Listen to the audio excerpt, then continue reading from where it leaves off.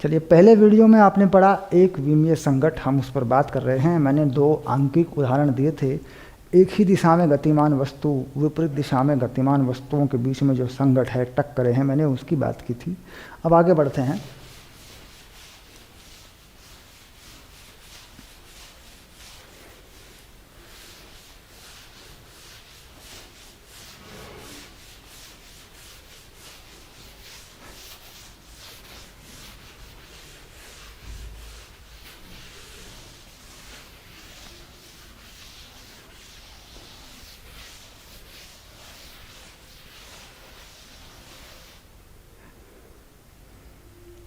अब बात करते हैं अप्रत्यास्थ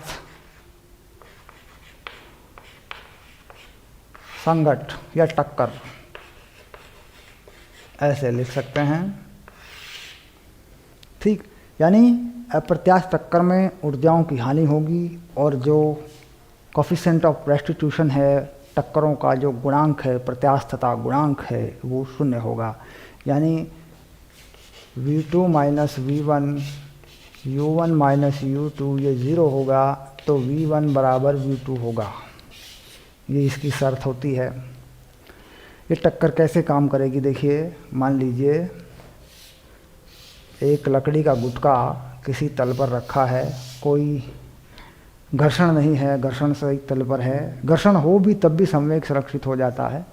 अगर घर्षण हो तो भी संवेग संरक्षित हो जाता है, क्योंकि घर्षण बल को हम ये मान लेते हैं कि घर्षण बल उस समय अंतराल पे काम नहीं करता, वो समय अंतराल बहुत कम होता है जब टक्कर होती है ना। तो इस प्रकार इस लकड़ी के गुटके में मान लीजिए कोई गोली, बंदूक की गोली कह सकते हैं, आते हुए लग जाए। इस प्रकार गोली का द्रव्यमान m और वेग u और इसका द्रव्यमान बड़ा M, ऐसे। और ये गोली इसी में रह जाए, दोनों साथ साथ मिलकर चलें, यानी जब दोनों आगे चल रहे हों, इसकी पहला वेग क्या है, 0, या कोई और वेग हो सकता है, V1 हो सकता है, V2 हो सकता है। तो अब दोनों मिलकर चल रहे हैं, तो अब गोली इसके अंदर है, तो गोली को इसके अंदर दिखाते हैं। देखो कैसे, ये मान लीजिए गोली इसके अंदर है। अब कुल द्रव्यमान है m प्लस m और चल रहे हैं v से, इस प्रकार। तो आप देख रहे हैं कि टक्कर के बाद दोनों का वेग एक ही हो गया है। अब दोनों मिल के चल रहे हैं v से, यानी गोली गुटके में लगी, गुटके में चली गई और धंस गई और उसी में रह गई। ठीक, तो इस प्रकार देखा जाए तो रेखीय संवेग जो है वो सुरक्षित रहेगा। तो कैसे, टक्कर से पहले का संवेग mu, इसका टक्कर से पहले का संवेग 0, इसको हमने 0 पर माना। बाद में कुल संवेग m प्लस m और v, तो यहाँ से हम निकाल सकते हैं v की वैल्यू mu बटे m प्लस m। तो ये बहुत सीधा सा सरल सा उदाहरण है अप्रत्यास्थ टक्कर का। अप्रत्यास्थ टक्कर में ऊर्जा की हानि अधिकतम होती है। अब देखते हैं अप्रत्यास्थ टक्कर में ऊर्जा की हानि कितनी हुई। अब देखते हैं ऊर्जा की हानि। ठीक, इसे लिखते हैं डेल्टा ई। पहली ऊर्जा, अंतिम ऊर्जा। तो पहली ऊर्जा कितनी है, गतिज ऊर्जा है, वो इसके पास है, वो है 1/2 mu²। बाद में दोनों मिलकर चल रहे हैं, इस वेग से चल रहे हैं, तो ये है 1/2, कुल द्रव्यमान है m प्लस m और चल रहे हैं v² से। ठीक, ये बाद की गतिज ऊर्जा है। तो यहाँ से निकाल सकते हैं ऊर्जा की हानि। अब ऊर्जा की हानि अगर निकालें, 1/2 को कॉमन ले लें, mu² माइनस इस v का मान रख दें, तो m² बटे m प्लस m बचेगा। देखिए एक m² आएगा नीचे, ऊपर वाले से कट जाएगा। तो कुल मिला के देखा जाए तो क्या आएगा, देखो 1/2 mu² कॉमन ले लें पूरे में से, तो क्या बचेगा, इधर आएगा एक 1, इधर आएगा एक m और यहाँ आएगा m प्लस m, इस प्रकार। ठीक, थोड़ा और आगे इसको हल कर दें तो क्या मिलेगा, यहीं पे कर देता हूँ। देखिए 1/2 mm m m u square बटे एम प्लस एम। तो देखो ये है डेल्टा ई ऊर्जा की हानि। ठीक, ऊर्जा की हानि किसमें हुई? ऊष्मा में परिवर्तित हो गई। यानी ये ऊर्जा किस में बदल गई? ऊष्मा में परिवर्तित हो गई। ऐसा मान लेते हैं कि ऊष्मा में चली गई, तो ऊष्मा में परिवर्तित हो गई। ऊष्मा में परिवर्तित गतिज ऊर्जा ऐसे लिख देते हैं। क्योंकि कई बार पूछेंगे कि कितनी ऊष्मा उत्पन्न हुई, कई बार पूछेंगे इस टक्कर में कितनी ऊष्मा उत्पन्न हुई, ये सवाल आ जाएगा। तो ध्यान रखना है, क्या करना है? ऊर्जा की हानि। ऊर्जा की हानि जो होती है वो ऊर्जा ऊष्मा में परिवर्तित हो जाती है। यानी यांत्रिक ऊर्जा ऊष्मा में परिवर्तित हो जाती है। अब जैसे मान लीजिए मैं हाथ पे हाथ रगड़ता रहूँ तो मैं दे रहा हूँ यांत्रिक ऊर्जा और गर्म हो रहा है हाथ, तो इसका मतलब यांत्रिक ऊर्जा ऊष्मा में परिवर्तित होती है सामान्यतया। तो इसीलिए लिख देते हैं कि ये ऊष्मा में परिवर्तित हो गई। ठीक, अब दूसरा तरीका इसका बताता हूँ कैसे। एक साधारण सा सवाल बना के देता हूँ कैसे बनती है ऊष्मा में। अब जैसे कहता है टक्करों से इसका कोई मतलब नहीं, मैं सिर्फ समझा रहा हूँ आपको। मान लीजिए ये गेंद जो है किसी ऊंचाई से गिरती है ऐसे इस फर्श पर, और गिरने के बाद रुक जाती है यहाँ पे, ऊपर नहीं जाती वापस। ठीक, तो कितनी ऊर्जा खराब होती है? mgh। ये खराब हो जाती है क्योंकि वापस नहीं जाती है गेंद, इस यहीं पे रह जाती है। ठीक, तो यही बन जाती है ऊष्मा। यांत्रिक ऊर्जा खराब होती है तो ऊष्मा में बदल जाती है, ऐसा हम मान लेते हैं। ठीक, अब चलते हैं थोड़ा आगे। ऊर्जा की हानि के बाद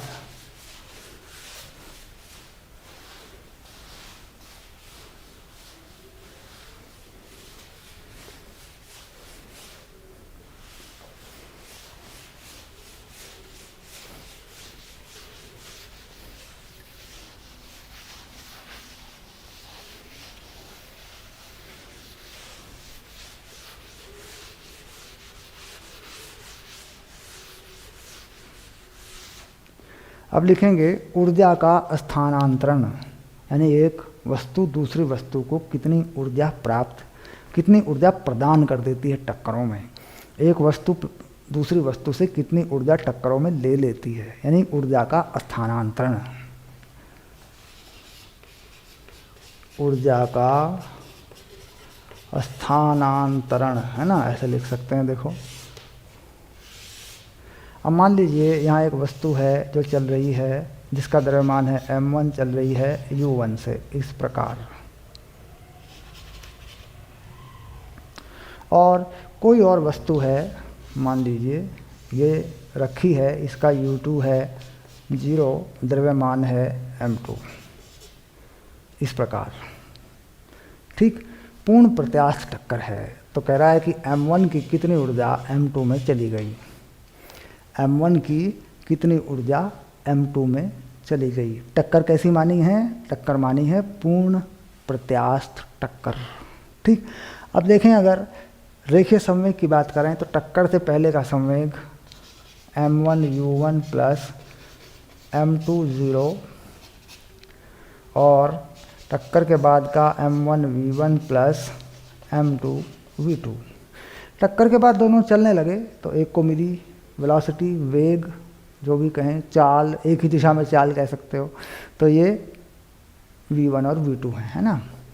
अब अगर प्रत्यास्थता गुणांक के हिसाब से देखें, कोफिशिएंट ऑफ रेस्टिट्यूशन के हिसाब से देखें, तो उसकी वैल्यू होती है v2 minus v1, u1 minus u2 1।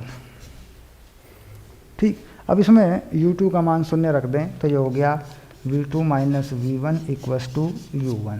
ठीक, तो एक समीकरण ये है, एक समीकरण तुम्हारा ये है। ठीक, इन दोनों समीकरणों को हल करते चलें तो पता लगाएंगे v2 की वैल्यू क्या है। v2 की वैल्यू क्या है? v2 में पहले कोई गतिज ऊर्जा नहीं थी, अब आ गई, तो उसी से पता कर लेंगे कि कितनी ऊर्जा, क्योंकि वो ऊर्जा कहाँ से आई? m1 से आई। M2 पे तो थी नहीं ऊर्जा पहले से। तो अब इन दोनों समीकरणों को हल करते हैं तो क्या मिलेगा, M1U1, ये क्या है, ये पूरा 0 हो गया, M1V1 प्लस M2V2। तो हमें यहाँ किसका मान निकालना है, V2 का, क्योंकि हम चाहते हैं कि हमें V2 को प्राप्त ऊर्जा मिले, तो हमें उसकी चाल या उसका वेग निकालना पड़ेगा। अब V2 का मान निकालना है तो V1 का मान रखेंगे। यहाँ से देखते हैं V1 कितना आता है, तो आता है V2 माइनस U1 बराबर V1। यहाँ से देखिए मान आता है V1 का V2 और U1 के पदों में, इसको निकाल लेते हैं यहाँ से। M1U1, M1V1 का मान रखते हैं V2 माइनस U1, ये हो गया M2V2। सिंपल। अब क्या चाहिए, V2 चाहिए, तो V2 मिलेगा देखो आसानी से, M1U1 ये हो गया 2M1U1 और नीचे आ गया M1 प्लस M2 और ये मान आ गया किसका, V2 का, ये V2 का मान आ गया। तो M2 को प्राप्त ऊर्जा यहाँ से मिल जाएगी, M2 को प्राप्त ऊर्जा ऐसे बोल देते हैं। कैसी ऊर्जा प्राप्त हुई, गतिज ऊर्जा। किससे प्राप्त हुई, M1 से। तो अब निकाल देंगे, देखो वैल्यू अब निकाल देते हैं, कितनी ऊर्जा इसे लिख देते हैं, E2 है कितनी, 1/2, द्रव्यमान है M2, V2 का वर्ग, तो कितनी वैल्यू आ रही है, 1/2 M2, और ये पूरा क्या है, ये V2 है, तो इसे लिख देते हैं 4 M1 का वर्ग U1 का वर्ग बटे M1 प्लस M2 का वर्ग, ऐसे। ठीक, अब यहाँ से क्या करेंगे, इसे हटा लेंगे, 2 काट लेंगे, 2 को कैंसिल कर लेंगे, तो क्या मिली, किसको प्राप्त ऊर्जा मिली, M2 को। जो बची है वो किसके पास है, वो M1 के पास है, तो उससे M1 को उधर V1 निकाल लेंगे, V1 निकाल के पता कर लेंगे कि इसके पास अभी कितनी ऊर्जा है। ये कौन सी ऊर्जा है, ये वो ऊर्जा है जो M1 की ऊर्जा M2 पे चली गई, ये वो ऊर्जा है। तो इस प्रकार टक्करों में ऊर्जा का जो स्थानांतरण होता है वो भी आप निकाल सकते हैं।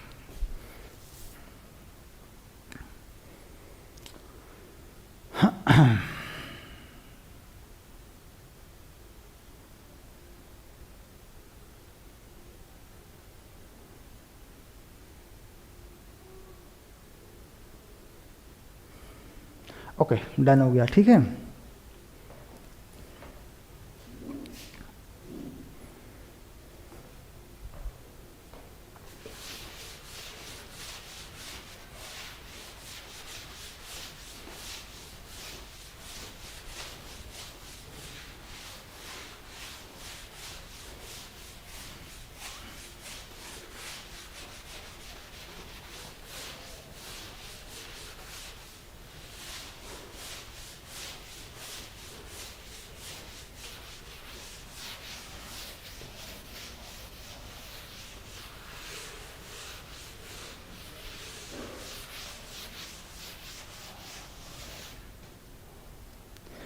अब बात करते हैं दो दिशाओं में टक्कर या दो विमाओं में टक्कर, द्विविमीय संघट।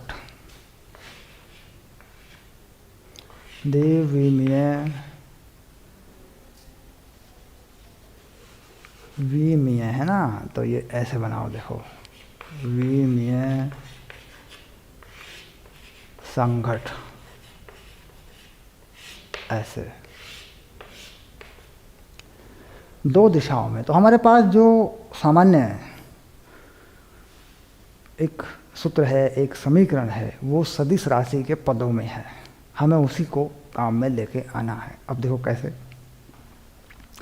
मान लीजिए मैं ये लिख दूं कि ये जो टक्कर है ये x और y दिशा में है, तो लिख देते हैं x, y तल में संघट। क्या मान लिया, ये माना, ऐसा लिख दिया मैंने, माना। ठीक, यानी इसकी मदद से आप अपनी मर्जी से किन्हीं भी दो अक्षों पर संघट ले सकते हैं। ठीक, अब एक्स वाई में आना जाना, तो विमा बन गई दो दिशाओं में संघट हो जाएगा। ठीक, एक एक्स एक वाई। अब इसमें मान लीजिए लिखते हैं दो वस्तुओं को, ये दो वस्तुएं हैं। टक्कर से पहले जो वेग है वो u1 है और द्रव्यमान है m1, और इधर टक्कर से पहले जो वेग है वो u2 है, द्रव्यमान है m2। सदिश राशि के पदों में लिखना है ऐसे। ये क्या है? ये टक्कर से पहले है। टक्कर के बाद ये क्या लिख दें इसके सामने? टक्कर से पहले। अब दूसरी बार लिखते हैं टक्कर के बाद, तो क्या मान लें? v1 और द्रव्यमान m1, और दूसरे वाले का टक्कर के बाद v2 द्रव्यमान m2। इस प्रकार लिख सकते हैं। ये कहाँ है? ये है टक्कर के बाद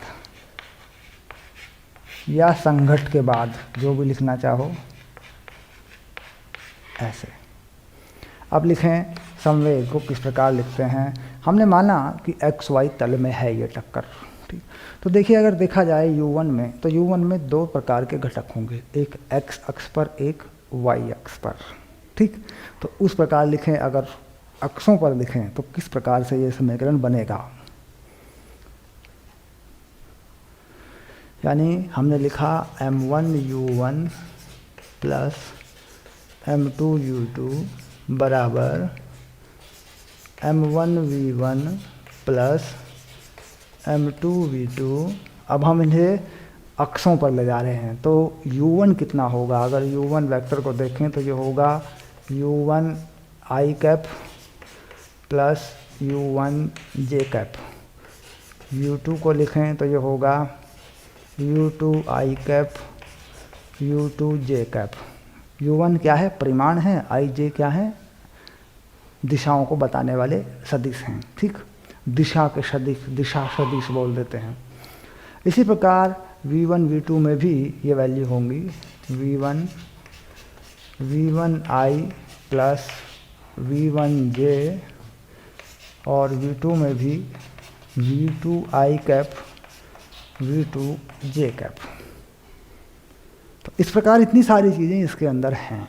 अब बात ये आती है कि हम x अक्ष पर लिखते हैं समीकरण या y अक्ष पर लिखते हैं, तो वो मैं आपको बता देता हूँ कैसे लिखना होता है। देखो, मान लीजिए कोई वस्तु यहाँ रखी हुई है, कोई पिंड, कोई द्रव्यमान यहाँ रखा हुआ है। ठीक, और या इस तरफ चल रहा है, जैसे भी माने। टक्कर मान लीजिए पीछे से होती है, कोई पीछे से आके इस पर टकरा जाता है। ठीक, अब टक्कर के बाद ये दोनों अलग अलग दिशाओं में चलते हैं ऐसे। ये है m1 और ये आ रहा है u1 से, और ये है m2, ये आ रहा है u2 से, ऐसे बोल देते हैं। अलग अलग दिशाओं में हो सकते हैं दोनों ऐसे। अब मान लीजिए ये चला जाता है एक इस तरफ को, ये हो जाता है v1, ये हो जाता है m1, और ये दूसरा इस तरफ को चला जाता है मान लीजिए m2, और ये जाता है v2 पे ऐसे। तो अब हमें सभी घटक लिखने पड़ेंगे। हम कोण बना सकते हैं, कोणों से घटक बनाकर लिख सकते हैं। ठीक, और या फिर जैसा भी सवाल में या प्रश्न में दिया हो हम लिख सकते हैं। अब बात आती है कि विवेचना कैसे करें। विवेचना मतलब विचार कैसे बनाएं, हम लिख के कैसे दें। अगर हमारी परीक्षा में आ जाए कि दो दिशाओं में संघट को बताइए, तो हम कैसे उसको बताएंगे। अब हमें ये बनाना होता है, तो उसका एक प्रारूप मैं आपको बता देता हूँ बना के कि दो दिशाओं में संघट किस प्रकार लिखी जाती है। ये तो है सामान्य बात कि इतनी सारी चीज़ें होती हैं। इसके बाद मैं आपको एक ऐसा डिस्क्रिप्शन, एक ऐसा डेरिवेशन, एक ऐसी भाषा लिख के बता देता हूँ। अगर आपकी परीक्षा में आता है कि दो दिशाओं में संघट को बताइए, तो आपको उसमें क्या लिखना है। ठीक, यानी डिस्क्रिप्शन कैसा है, उसकी जो लिखने का तरीका है, उसकी जो विधि है वो क्या है। ठीक है।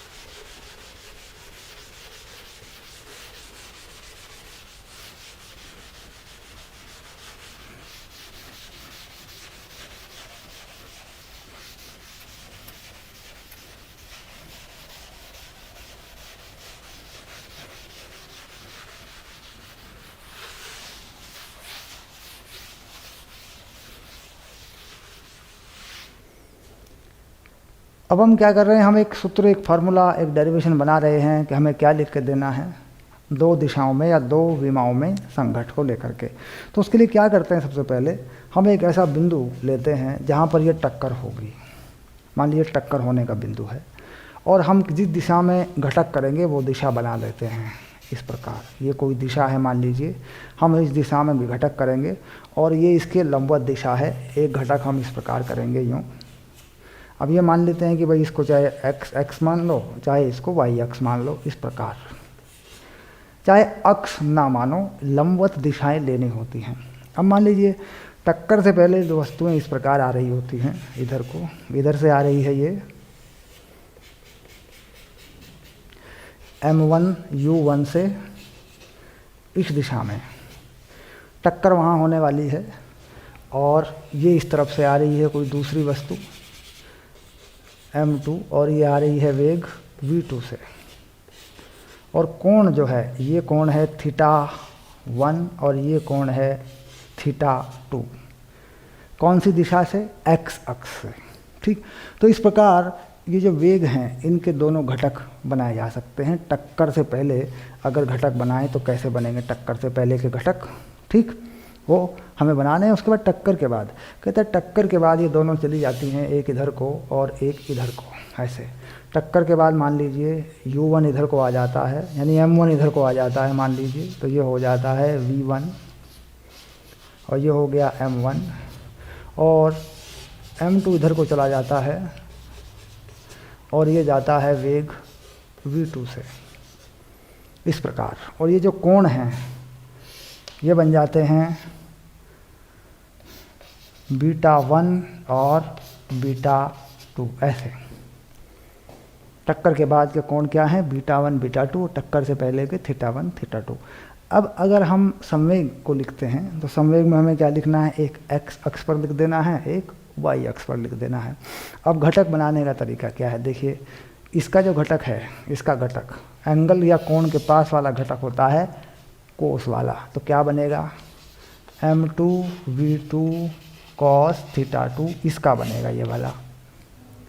और इसका क्या बनेगा? इसका बनेगा m1 u1 cos θ1, और दोनों बनेंगे आगे की तरफ, क्योंकि दोनों ही x अक्ष की तरफ यानी पॉजिटिव डायरेक्शन में बढ़ रहे हैं। ये हो गए x अक्ष के घटक। टक्कर के बाद क्या बनेंगे?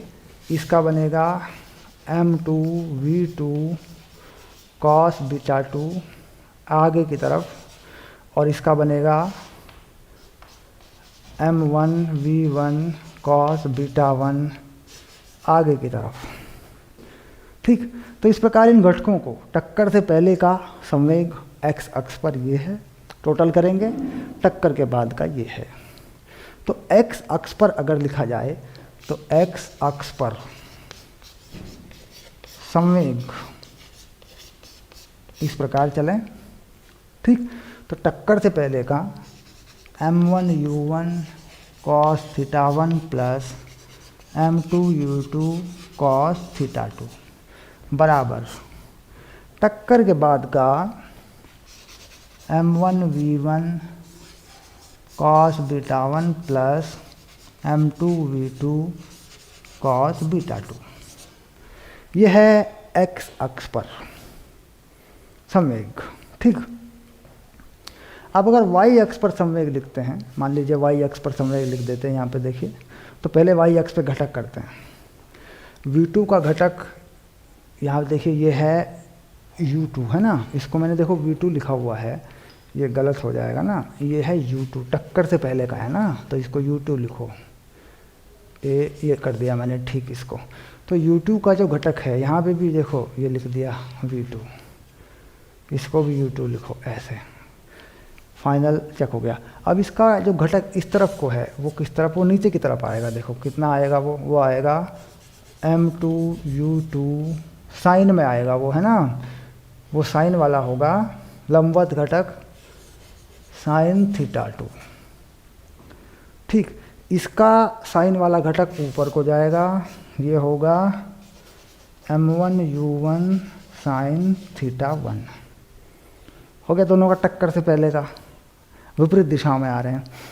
अब इसका देखें टक्कर के बाद, इसका टक्कर के बाद का जो घटक है वो क्या ऊपर को जाएगा, m2v2 साइन बीटा 2, ठीक, ऊपर को जाएगा ये, क्योंकि इधर जा रहा है तो ऊपर को जाएगा, जैसा कि हमने डायग्राम चित्र बनाया है।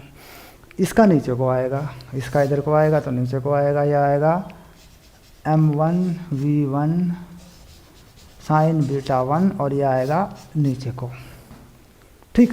तो y अक्ष पर लिखें संवेग, तो क्या बन रहा है देखो, y अक्ष पे संवेग लिख दें टक्कर से पहले का, है ना, टक्कर से पहले का एक ऊपर एक नीचे, जो ऊपर वाले को लिखें प्लस, नीचे वाले को लिखें माइनस।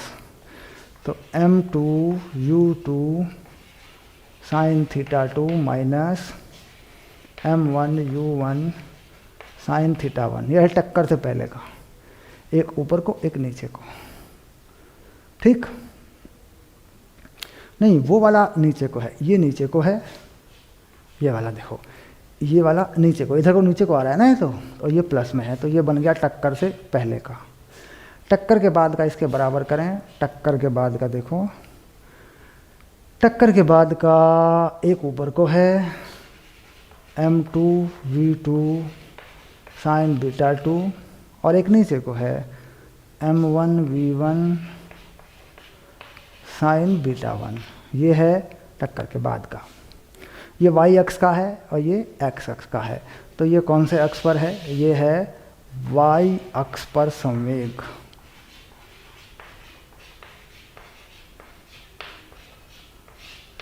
ठीक। तो इस प्रकार दोनों दिशाओं में संवेग लिखा जाता है। अब बात आती है कि अगर ये पूर्ण प्रत्यास्थ टक्कर है तो फिर v2 माइनस v1, है ना, u1 माइनस u2, वो भी दोनों दिशाओं के जो वेग के घटक हैं वो लिखने पड़ेंगे। देखो, ये है v2, ये है v1, v2 minus v1 upon, ये है u1 का घटक, ये है u2 का, u1 माइनस u2 का घटक, बराबर कर देंगे 1 के 1, कोएफिशिएंट ऑफ रेस्टिट्यूशन, ठीक।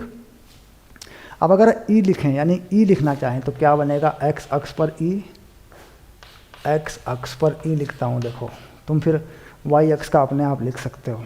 तो x अक्ष पर क्या है, v2 cos beta minus v1 cos beta, ये बीटा 2 है, ये बीटा 1 है, इधर u1 कॉस थीटा 1 और माइनस u2 कॉस थीटा 2। ये ई कौन से अक्ष पर है, ये x अक्ष पर है, ठीक। अब y अक्ष का ई भी लिख देता हूँ, यहाँ लिख देता हूँ y अक्ष का ई, देखो ई y अक्ष वाला, है ना, कैसे, देखो y अक्ष पे देखो v2 माइनस v1, तो v2 क्या है, v2 साइन बीटा 2 माइनस, और यहाँ माइनस भी लगा है, माइनस v1 साइन बीटा 1, ठीक, क्योंकि ये v1 कैसा है, माइनस वाला है, तो यहाँ माइनस माइनस प्लस हो जाएंगे। इसी प्रकार नीचे u1 माइनस u2, तो u1 प्लस है, ये माइनस है, तो u1 sine theta 1 minus minus u2 sine theta 2, ठीक। तो ये किस अक्ष का ई है, संघट्ट गुणांक है, ये y अक्ष का है, यानी इसमें प्लस हो गए, देखो ये माइनस माइनस प्लस हो गए, ये माइनस माइनस प्लस हो गए, यानी जब विपरीत दिशाओं से टक्कर होती है तो संघट्ट गुणांक में प्लस हो जाता है, एक ही दिशा में घट जाता है। तो इस प्रकार देखा तो y अक्ष में संघट्ट गुणांक कितना आ रहा है, v2 sign beta 2 plus v1 sign beta 1, नीचे भी प्लस आ रहा है, और x अक्ष में माइनस आ रहा है। अब संघट्ट गुणांक दोनों दिशाओं में एक ही है, तो इसका मतलब ये है कि इसको इसके बराबर कर सकते हैं, एक समीकरण प्राप्त होगा आपको। तो इस प्रकार जो मैंने लिखा, ये दो विमाओं में संघट्ट का एक प्रारूप है, उसकी रूपरेखा है, उसको कैसे लिख के बताना है, ठीक। तो ये थे कुछ डेरिवेशन, यानी क्या क्या लिख के आना है, अगर परीक्षा में आती है चीज़ें तो किस प्रकार से आती हैं, क्या क्या लिख के आना है। इससे बहुत सारे सवाल बनते हैं, कक्षा 11 में तो काफ़ी सवाल इसी पे बन जाते हैं, अंक एक सवाल कम बनता है, ठीक। अब आगे चलेंगे, क्या क्या सवाल, आंकिक सवाल किस प्रकार के बनते हैं, कौन कौन से इम्पोर्टेंट टॉपिक इसके अंदर हैं, कौन कौन से इम्पोर्टेंट कॉन्सेप्ट इसके अंदर हैं, अब उन पर बात करेंगे। ठीक है।